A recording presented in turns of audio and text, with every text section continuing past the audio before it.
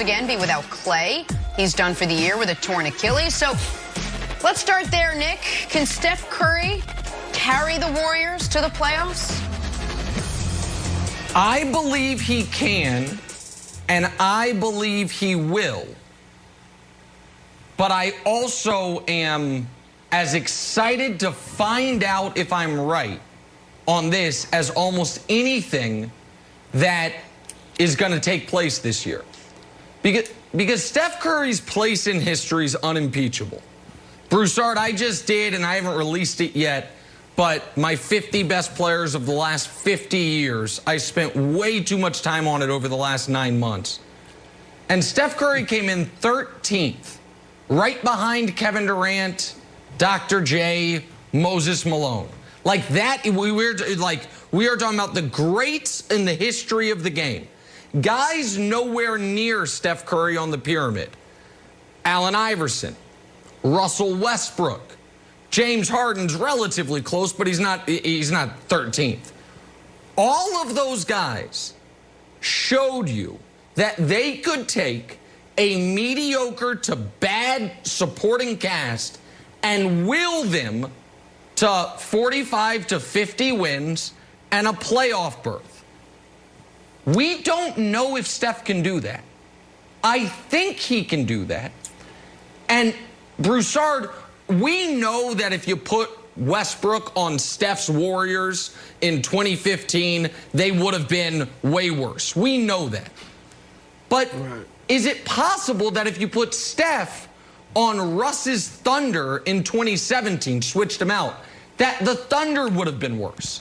That that he is the perfect player for a good team to make it an all-time team. But if you put him on a bad team or a mediocre team, that he can't do what a guy like Allen Iverson, who's an inferior player to him, could do. I want to find out.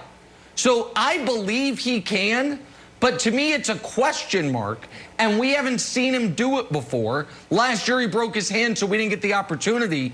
So to me, that is a super interesting storyline of this season, Broussard.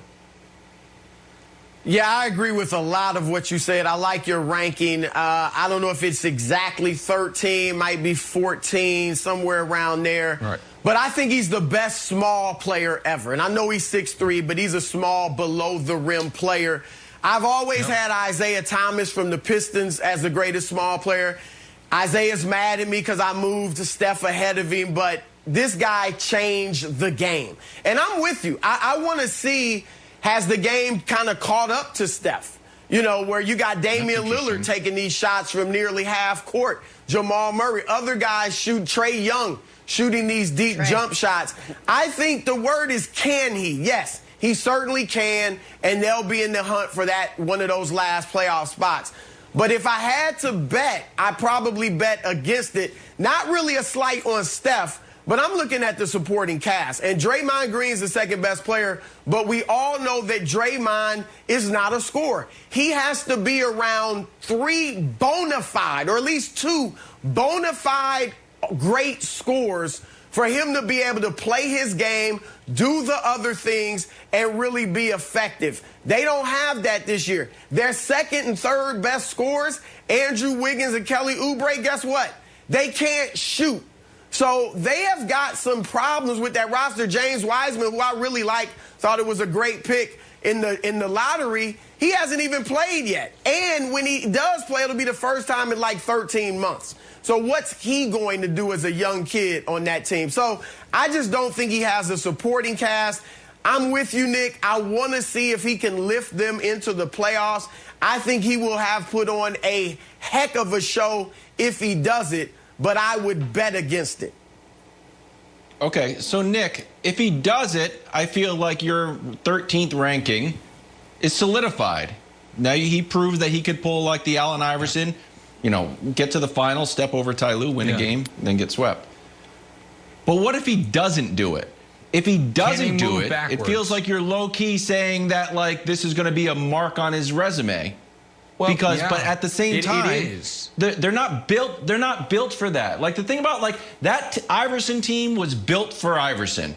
It's like, all right, let's put Mutombo in the middle and Aaron McKee, you help out. Like Steve Kerr last year, they talked about, Steve Kerr was like, I'm not going to James Harden the guy. It's a lot on him, and we're not built to space out like that. Well, but here's the just thing. Tell me if it doesn't happen.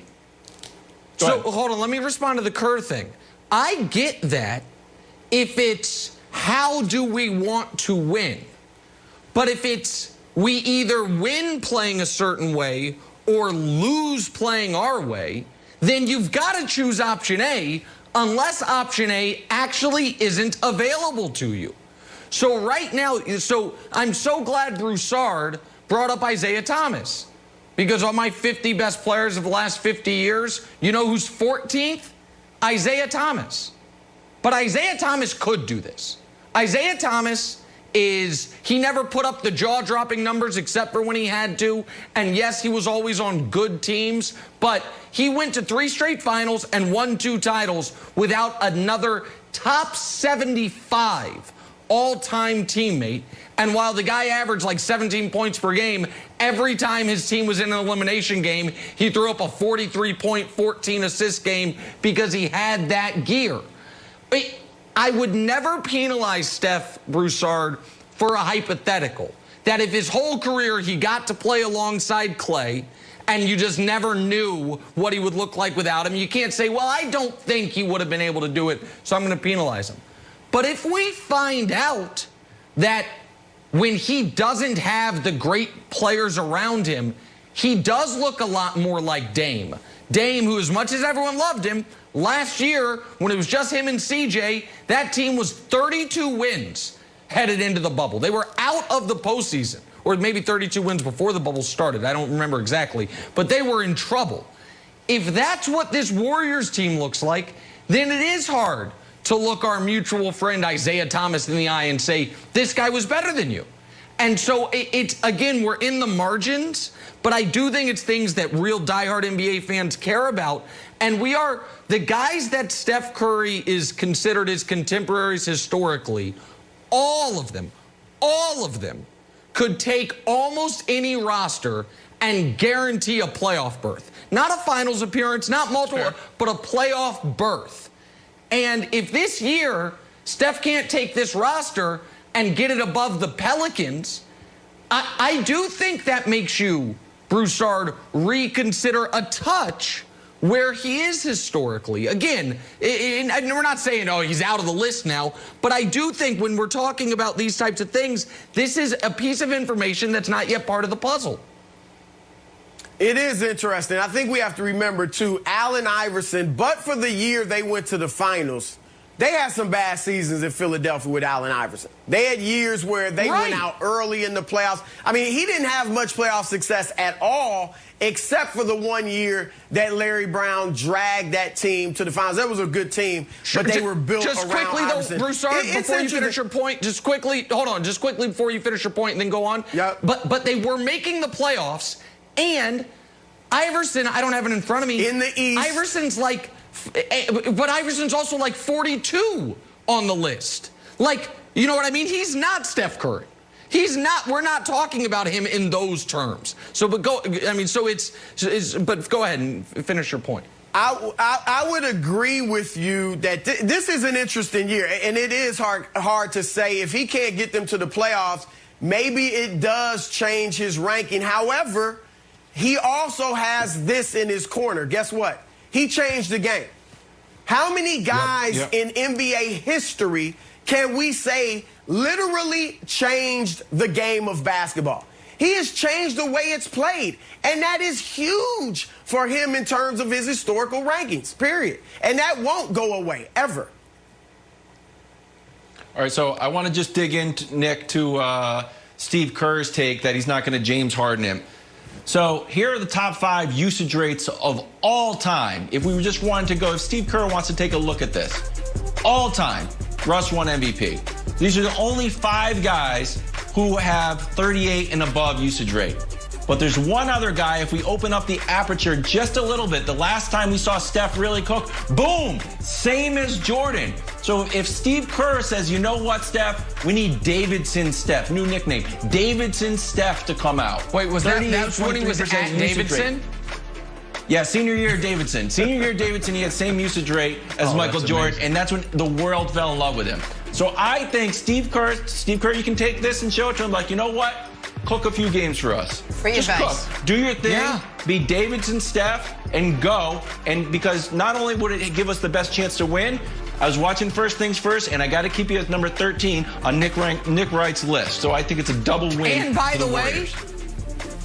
the way, even if the Warriors are the 6th seed, it gets Steph in the MVP conversation. And now if we're talking about moving up the rankings, if all of a sudden he gets a 3rd MVP and ties Larry Bird in that category, now we're really talking here. So it could go in either direction here, Jenna. But when you are talking about usage rate, he hasn't been the most durable the last couple of years. He's got a ton of injuries that have kept him out, so you'll see how far he goes. All right, let's turn to Broussard's Clippers. Is it title or bust for Kawhi? That's next. He loves the Clippers. He's rooting for him, loves them so much.